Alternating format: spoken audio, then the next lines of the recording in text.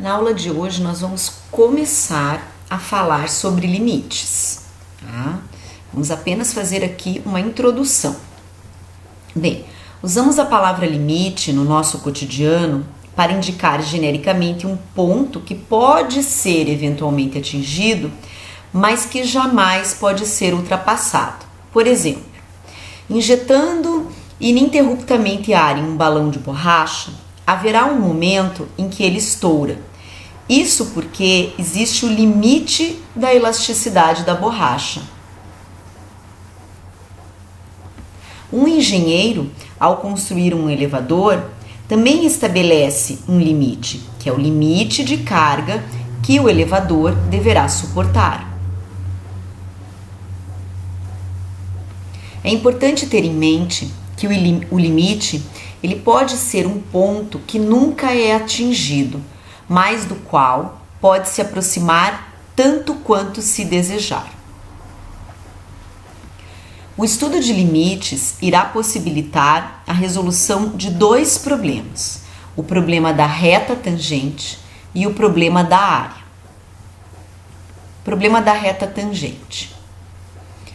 Bem, como que nós vamos garantir que, por exemplo, nesta curva, uma reta traçada seja uma reta tangente, a um ponto escolhido aqui na curva? Por exemplo, essa reta aqui. Como que nós podemos garantir que esta reta é a reta tangente a esta curva passando por este ponto? Bem, como podemos determinar então a reta tangente T a uma curva, com uma equação aqui y igual a f de x, em um ponto que nós vamos chamar de A?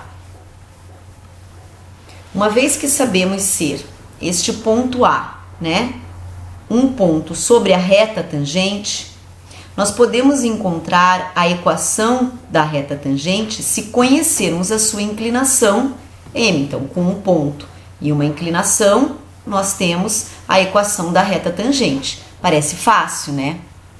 No entanto, o problema está no fato de que para calcular a inclinação é necessário conhecer dois pontos. E sobre a reta tangente, aqui T, nós só temos um ponto, que é o ponto A. Bem, como é que nós vamos contornar esse problema, Então, a gente pode determinar primeiro uma aproximação para esta inclinação M, da reta tangente, tomando sobre essa curva aqui um outro ponto que esteja próximo de A. E daí nós vamos calcular a inclinação dessa reta secante AB, quando esse ponto aqui vai ficando cada vez mais próximo do ponto A. Imaginem esse ponto B aqui movendo-se ao longo da curva, ao longo dessa curva, em direção ao ponto A, tá? Então é o que nós vamos ver agora a seguir. Bem, então o que vai acontecer aqui, pessoal? O ponto B, que está na reta tangente, ele vai se aproximando, se movendo ao longo da curva em direção ao ponto A, tá? Então, à medida que ele vai se aproximando do ponto A, essa reta secante, ela vai girando e se aproximando da reta tangente, Então, o que vai acontecer? A inclinação da reta secante vai ficando muito próxima da inclinação da reta tangente, tá? Até que aquele ponto B ali chega muito próximo do ponto A, que é por onde está passando a reta tangente.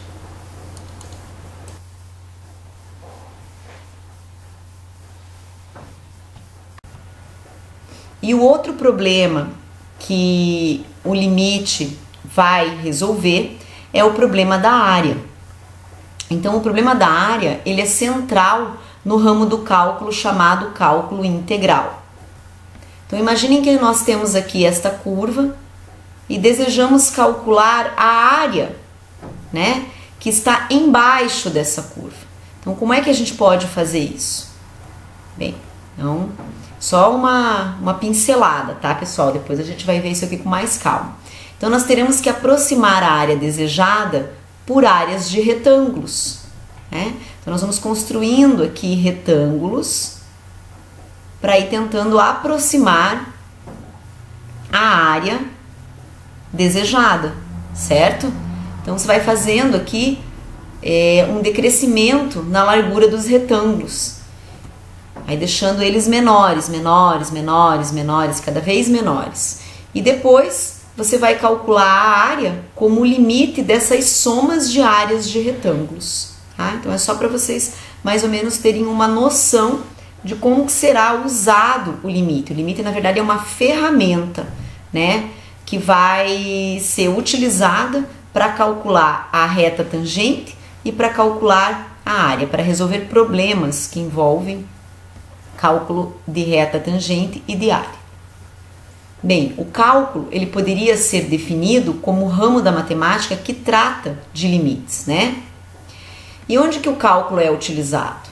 Em diversas áreas, tá? Por exemplo, na determinação de órbitas de satélites e naves espaciais, na estimativa de quão rápido os preços do petróleo sobem ou caem, na predição do tamanho de uma população, na previsão do tempo, na medida do fluxo sanguíneo que sai do coração,